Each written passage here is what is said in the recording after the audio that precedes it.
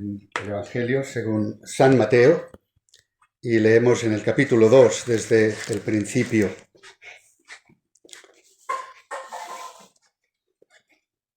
Alguno habrá sospechado que quizá esta sería la lectura en este día.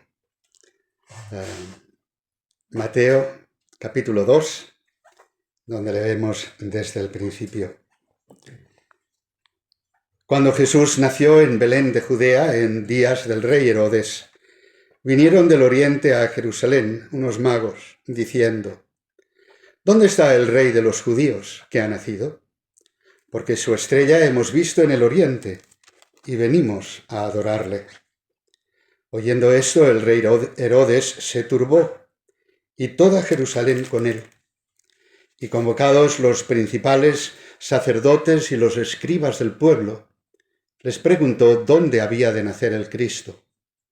Ellos le dijeron: en Belén de Judea, porque así está escrito por el profeta: y tú, Belén de la tierra de Judá, no eres la más pequeña entre los príncipes de Judá, porque de ti saldrá un guiador que apacentará a mi pueblo Israel. Entonces Herodes, llamando en secreto a los magos, indagó de ellos diligentemente el tiempo de la aparición de la estrella. Y enviándolos a Belén dijo: id allá y averiguad con diligencia acerca del niño, y cuando le halléis, hacédmelo saber, para que yo también vaya y le adore. Ellos, habiendo oído al rey, se fueron. Y aquí la estrella que habían visto en el oriente iba delante de ellos, hasta que llegando se detuvo sobre donde estaba el niño. Y al ver la estrella se regocijaron con muy grande gozo. Y al entrar en la casa vieron al niño con su madre María, y postrándose lo adoraron.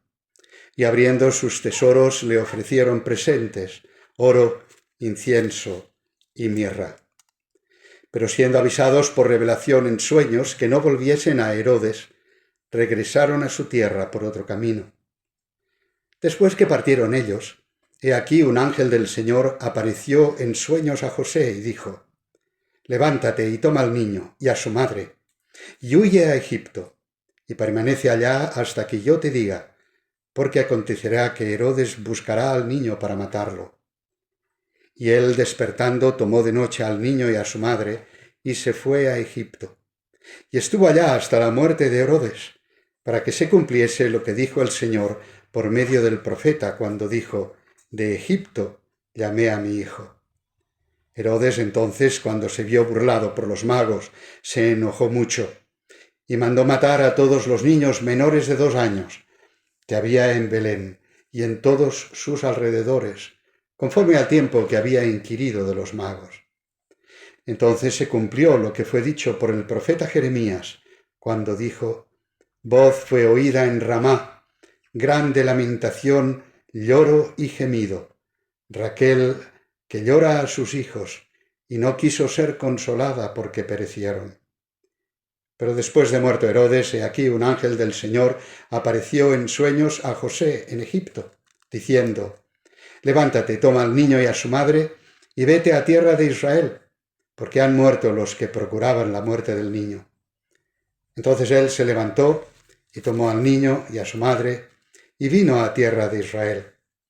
Pero oyendo que Arquelao reinaba en Judea en lugar de Herodes su padre, tuvo temor de ir allá, pero avisado por revelación en sueños, se fue a la región de Galilea. Y vino y habitó en la ciudad que se llama Nazaret, para que se cumpliese lo que fue dicho por los profetas, que habría de ser llamado Nazareno. Amén. Hasta aquí la lectura de la palabra de Dios. Le damos gracias por dárnosla. Dios nuestro, te damos gracias por tu palabra, que es viva y que penetra hasta el interior de nuestro ser. Y te pedimos que al considerar esta mañana las Escrituras, tú guíes nuestros pensamientos y mis palabras, para que sean para tu gloria y para el bien de tu pueblo y para el gozo de todos cuantos miran a Jesús con fe. Te lo pedimos en su nombre. Amén. Amén.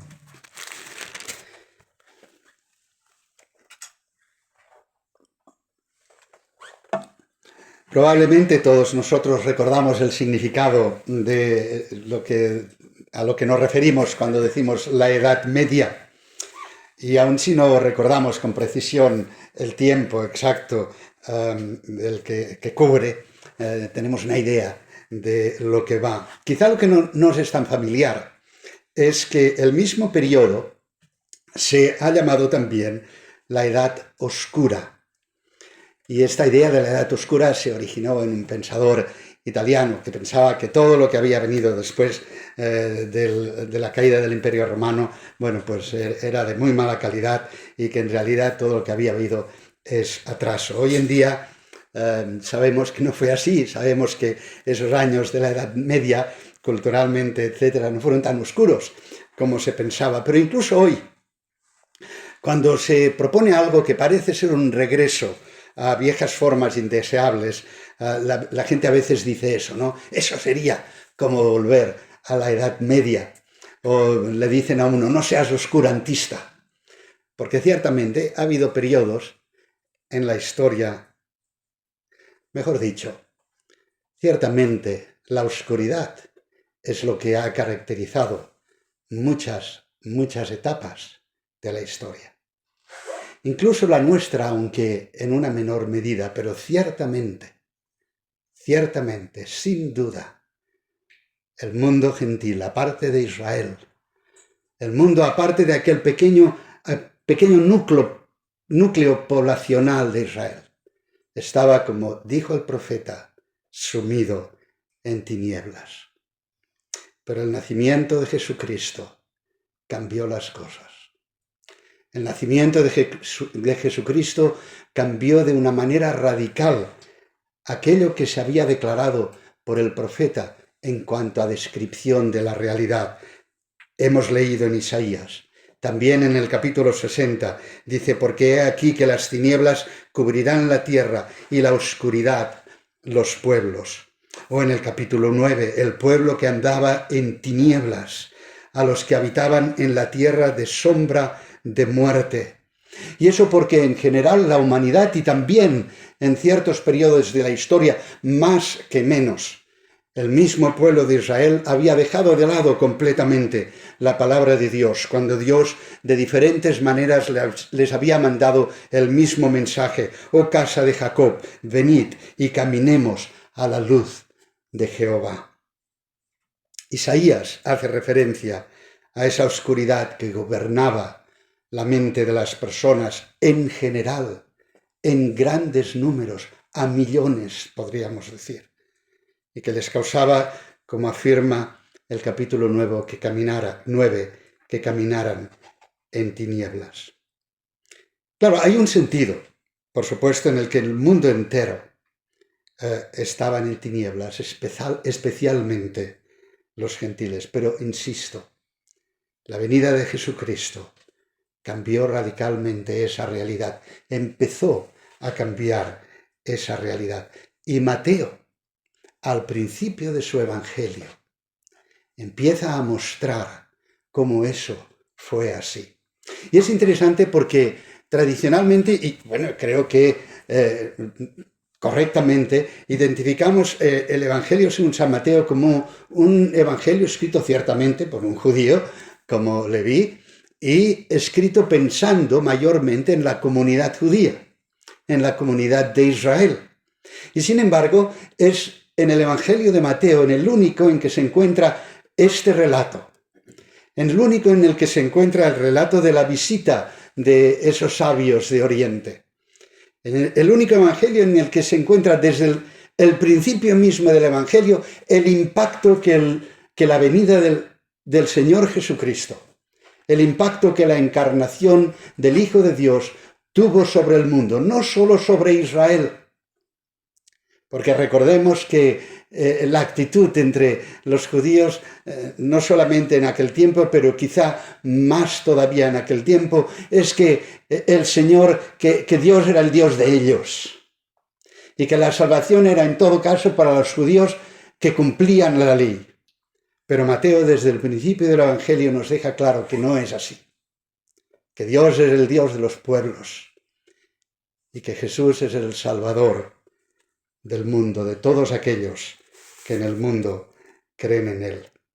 Esperaríamos esto, es que este relato, ya que Lucas se había encargado, como nos dice, de investigar las cosas que sucedieron acerca de Jesús, bueno, sería muy esperable que Lucas, que escribe seguramente pensando en lectores gentiles, hubiera incluido esto, pero no lo hace. Lo hace Mateo. Y creo que desde el principio, Mateo, y desde el principio Dios quiere señalar esa realidad. Que Dios ha venido no solo para los judíos, que Dios ha venido no solo para unos pocos, que no serán unos pocos los que se salvarán, sino muchos, millares, millones. Un número que, como dice la Escritura, no se puede contar, como la arena que hay en la playa, en la orilla del mar. Ahora es un pasaje que nos plantea preguntas. Y preguntas para las que no tenemos una respuesta definitiva. La primera seguramente es quiénes eran estos magos. Bueno, eran los 3 reyes magos, ¿no? Todos lo sabemos que esta noche saldrán por las calles de las diferentes ciudades del país, o bueno, no, algunos ya han salido, porque tenían temor, parece ser, de cómo iba a estar el clima en esta noche. Todo el mundo sabe eso, ¿no? Eran los 3 reyes magos, por supuesto. Todo el mundo sabe lo que no es cierto. Que fueran 3 reyes magos solo se asocia con el hecho de que le dieron presentes al niño y a la madre, le dieron presentes de gran valor, como oro, que era el presente, el regalo que se daba a la realeza, y que eran 3, pues es porque le dan 3 regalos, ¿no? Oro, incienso y mirra. Pero de hecho es que no sabemos cuántos eran. Ahora podemos tener un poco una idea de qué tipo de personas eran. Eran lo que en aquel tiempo se hubiera definido como astrólogos, astrónomos, sabios, sacerdotes. Y venían, nos dice el texto, que venían del Oriente. Eso es una referencia en el contexto de la literatura bíblica. Esto es una referencia a la zona de Babilonia, Mesopotamia, etc. Lo que es hoy Irán, Irak. Y es muy posible que estos 3, no 3, los que fueran, plural sí, porque dice magos, pero estos que vinieron, es posible que hayan estado en contacto, no personalmente, por supuesto, pero sí con la tradición o con la memoria del impacto que tuvo alguien como Daniel en la corte de Nabucodonosor y en la corte persa. Recordemos que en el libro de Daniel se nos dice que el rey engrandeció, después que Daniel interpretó uno de los sueños del rey, dice: entonces el rey Nabucodonosor engrandeció a Daniel y le dio muchos honores y grandes dones, y le hizo gobernador de toda la provincia de Babilonia y jefe supremo de todos los sabios de Babilonia. De alguna manera, Daniel fue el jefe de aquellos que en su tiempo eran como estos magos de Oriente. Quizá eran personas de este grupo. Y seguramente, puestos a especular de una forma correcta, podríamos decir que sí, eran gentes que hubieran pertenecido a ese grupo de sabios, de consejeros, de gran nivel, no simplemente unos digamos, funcionarios menores de la corte, pero funcionarios de gran envergadura, de gran rango. De nuevo, ¿cuántos eran? Bueno, seguramente más de 2. Y de hecho es que lo que podríamos llamar el cortejo que les acompañaba era seguramente más que 3 camellos y 3 personas en los camellos. Los viajes en aquel tiempo eran viajes que involucraban riesgo, gran riesgo. Solo tenemos que recordar la parábola del buen samaritano, ¿no? Solo que ir de Jerusalén a Jericó al revés era un riesgo que podía costarle a uno la vida. Y venir desde el oriente lejano hasta Israel era un viaje peligroso. Además eran, como digo, seguramente oficiales de alto rango en la corte de la cual vinieran.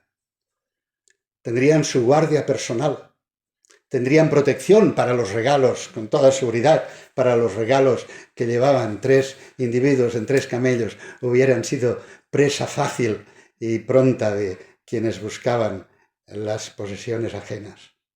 Eso explica también que la ciudad se turbó. Y explica también, o puede explicar, el hecho de que Herodes les recibiera. No eran 3 personas ahí que venían como si no fueran nadie, pero era un séquito importante que llegó a la ciudad y que fueron recibidos por el rey. No vayamos a pensar que aquí 3 teólogos nos podríamos poner de acuerdo y podríamos decir, oye, vámonos a preguntarle al alcalde de Barcelona qué le parece si hacemos esto o lo demás allá, o al presidente de la Generalitat, ¿no? Que nos dé alguna orientación, no pasaríamos a la puerta. Pero si viniéramos con gran pompa, con gran protección, con un séquito importante, casi como una visita de Estado, ahí las cosas serían diferentes. ¿Cuál era la estrella que vieron y siguieron? ¿Qué significaba?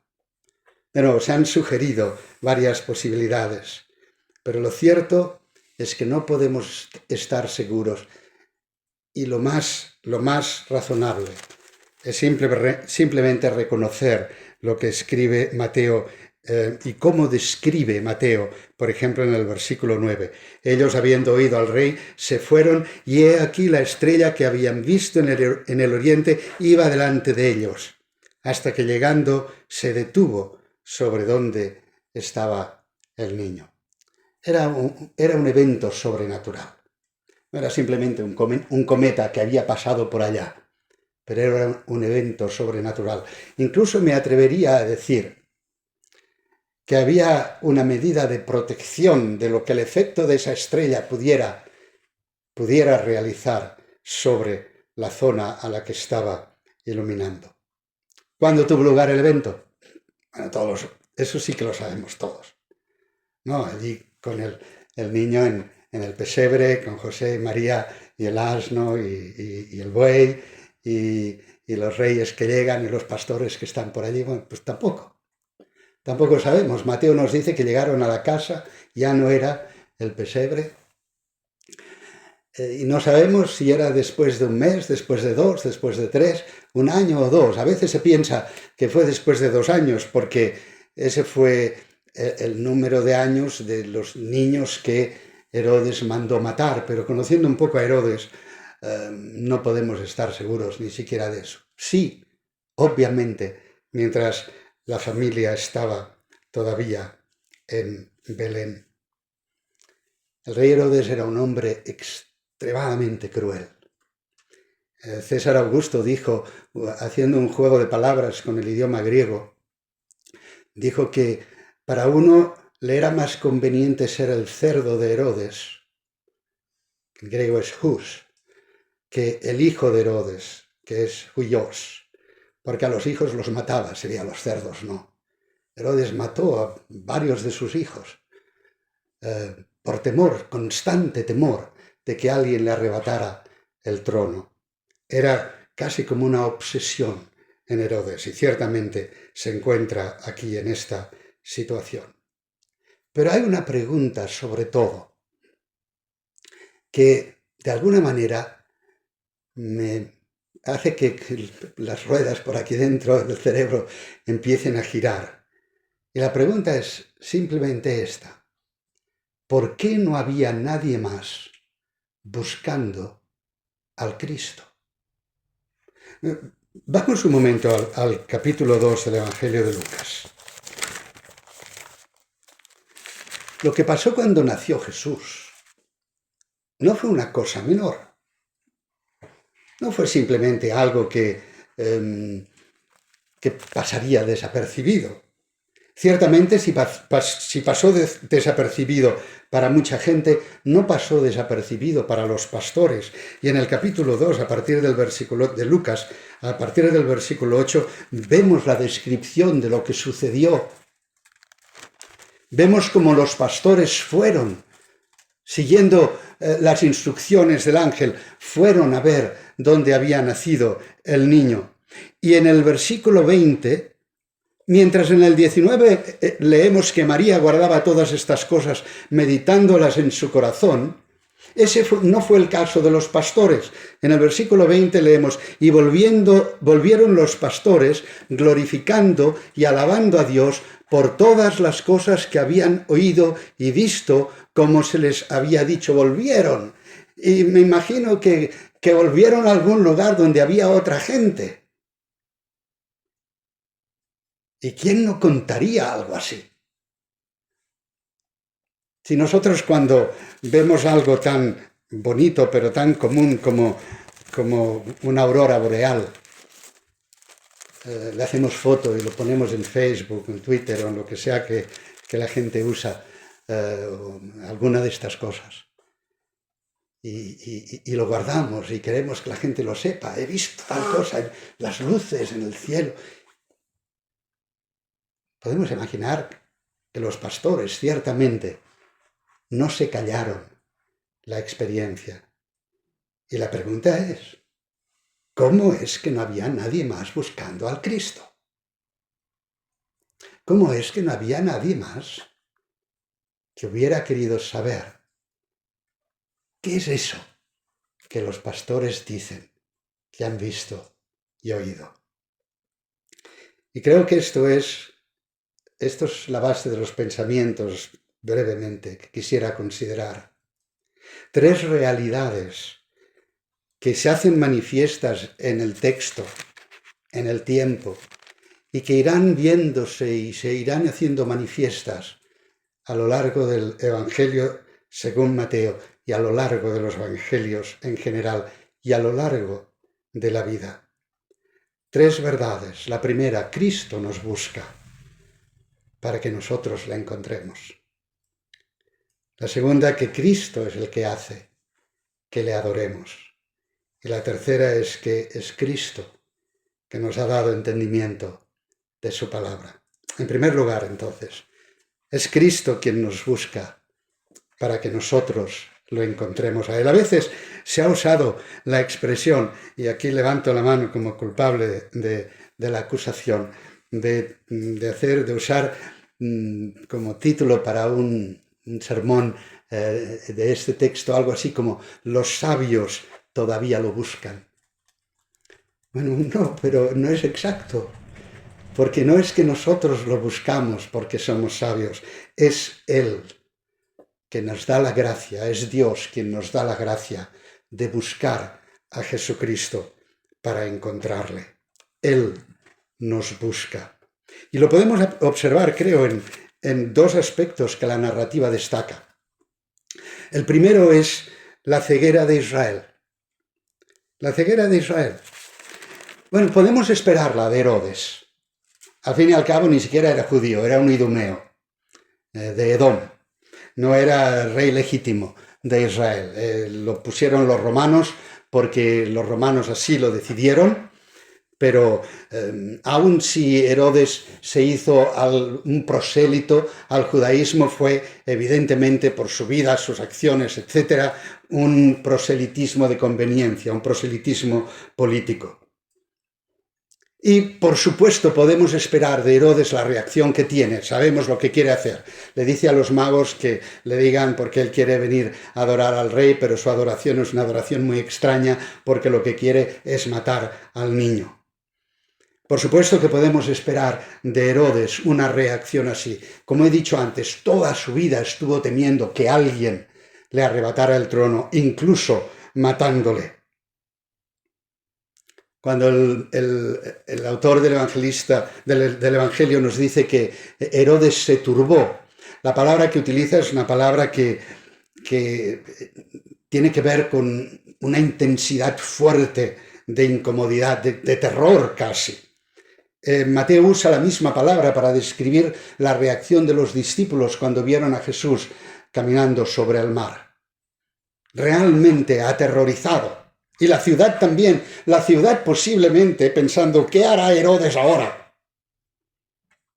¿Qué hará? Porque sabían el tipo de persona que era. Así que no es sorprendente que Herodes no tuviera ni conocimiento ni interés, más bien tuviera un interés asesino. Pero sorprendente en los representantes de Israel, ¿no? Herodes los reúne para discutir, para tratar, para averiguar el tema.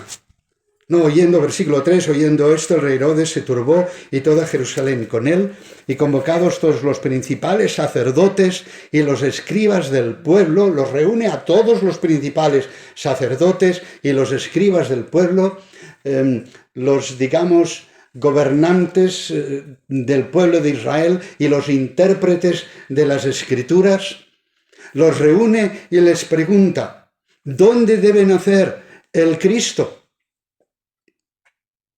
¿Dónde debe nacer?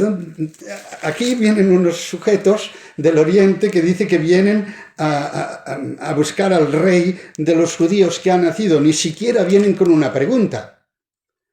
Ni siquiera vienen con la pregunta, oye, ¿ha nacido un nuevo rey para los judíos? No, vienen declarando, ¿dónde está el rey de los judíos que ha nacido? Y reúne a los sabios, a los sacerdotes, los teólogos del tiempo, y les hace la pregunta. Y saben la respuesta. O sea, la respuesta no puede ser dada con mayor precisión. Ellos le dijeron, versículo 5, en Belén de Judea, porque así está escrito por el profeta.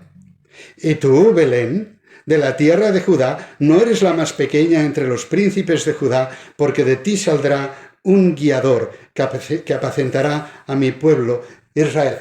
Por un momento, poneos en la situación. Herodes escucha a estos sabios de Oriente, a estos magos, como se les llamaba. Les oye decir, hemos venido a ver al rey de los judíos que ha nacido, por si acaso, rey que Israel está esperando durante siglos, durante tiempo. Herodes les reúne a los sacerdotes, a los teólogos del tiempo, y les dice, aquí han venido tres, o los que sea, a decirme que ha nacido el rey de los judíos. ¿Dónde tiene que pasar eso? Y lo siguiente que leemos no es que los sacerdotes y los escribas se van a casa, preparan la fiambrera y se van corriendo hacia Belén a ver si eso es cierto. Han estado siglos esperando el nacimiento del libertador. Han estado siglos esperando al hijo de David. Han estado siglos esperando al que tenía que venir. Saben por las escrituras dónde nacerá el Mesías. Belén está a más o menos 5 millas de distancia de Jerusalén. Es como ir de aquí, lo miré en Maps, es como ir de aquí a Vilasar. Y sin embargo, no se molestan en ir. No se molestan en ver si realmente es cierto. Esos sabios han venido de lejos.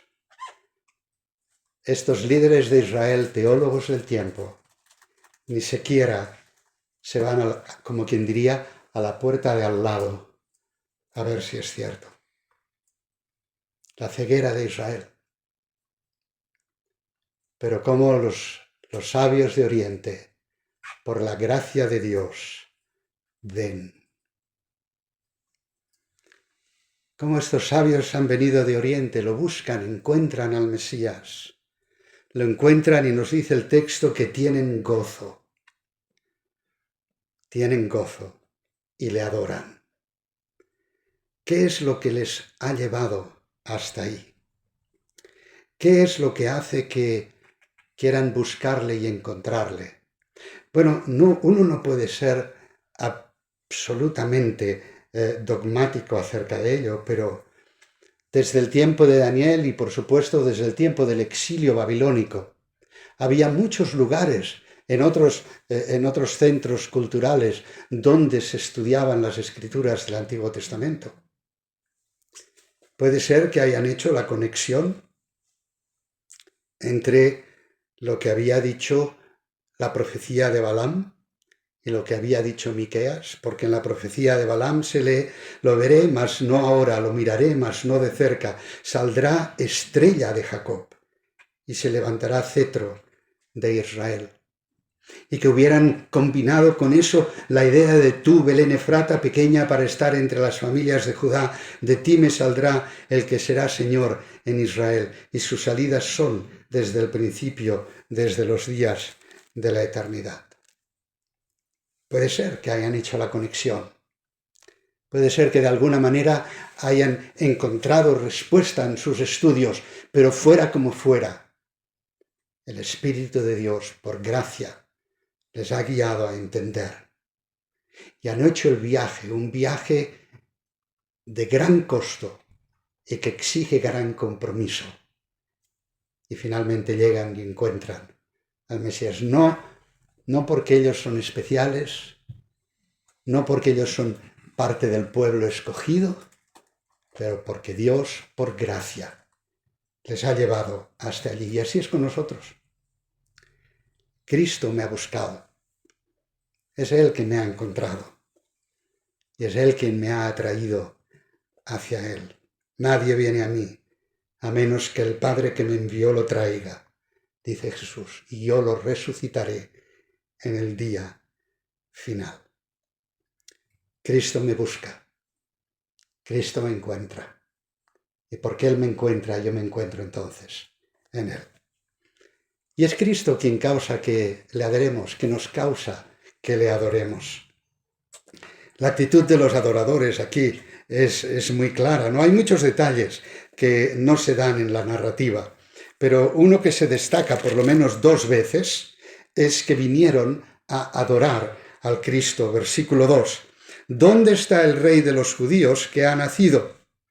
Porque su estrella hemos visto en el oriente y venimos a adorarle. Alguien podría decir: bueno, pero ¿por qué preguntan? Si es que acaso estudiaron las Escrituras, ya deberían saber ellos también que estaba en Belén. ¿Por qué?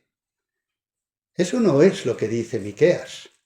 Lo que dice Miqueas es que de ti saldrá alguien que viene desde lejos a buscar al Rey de los judíos, donde viene naturalmente es a qué lugar.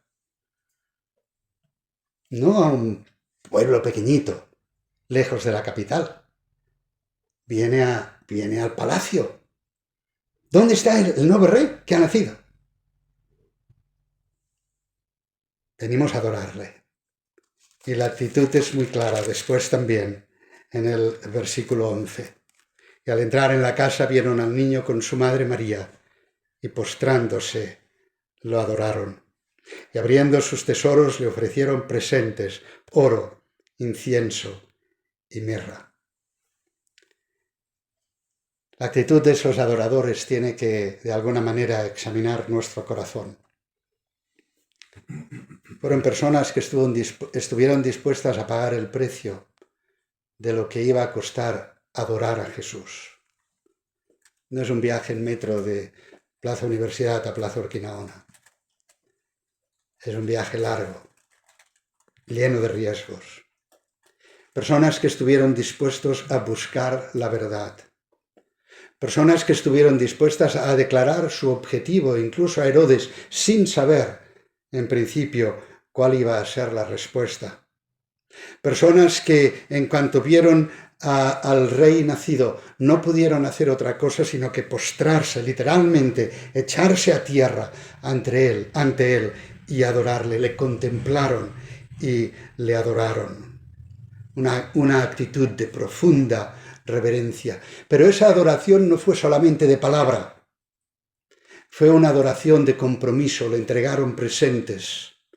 Tradicionalmente se ha pensado que los presentes se referían a los 3 oficios de Cristo, rey, profeta y sacerdote. Quizá Calvino simplemente dice: no veo ninguna base sólida para tal opinión. Como sabemos, era costumbre entre los persas, cuando ofrecían homenaje a sus reyes, llevar un presente en sus manos. Los magos seleccionan esos 3 por ser productos apreciados de su país de origen, así como Jacob envió a Egipto las producciones más selectas y estimadas de la tierra. Lo que hacen es darle aquello que consideran que es lo mejor que tienen. Oro, la posesión más preciosa, incienso y mirra, especias aromáticas orientales muy apreciadas para diferentes usos. Y le dan al rey, en su adoración, le dan lo mejor que tienen. Yo no estoy aquí para decir que lo mejor que tienen es que a partir de ahora tenéis que vaciar la cartera, tenéis que vaciar el bolsillo cada vez que se pasa la ofrenda, ¿no? Porque eso no es lo mejor que tenemos. Aunque es parte de nuestra vida, por supuesto, y es parte de nuestra responsabilidad. Pero lo mejor que tenemos no es eso. Lo mejor que tenemos es la vida. ¿No? El típico chiste aquel del ladrón que viene y dice: ¿la bolsa o la vida? Ah, no, pues mira, la vida. ¿Qué quieres? La bolsa no te la doy. Bueno, la vida y la bolsa me la llevo también. ¿No? Lo más precioso que tenemos es la vida. Y eso es lo que el Señor quiere de nosotros, en realidad. Que nuestra vida esté a sus pies, a su servicio, para aquello que sea que Él quiera que hagamos. Y el resultado es el mismo que tuvieron los magos. Se regocijaron. No pudo ser de otra manera. Su servicio de adoración estuvo lleno de gozo. Cristo me ha atraído hacia Él. Es Él quien me hace ver su majestad.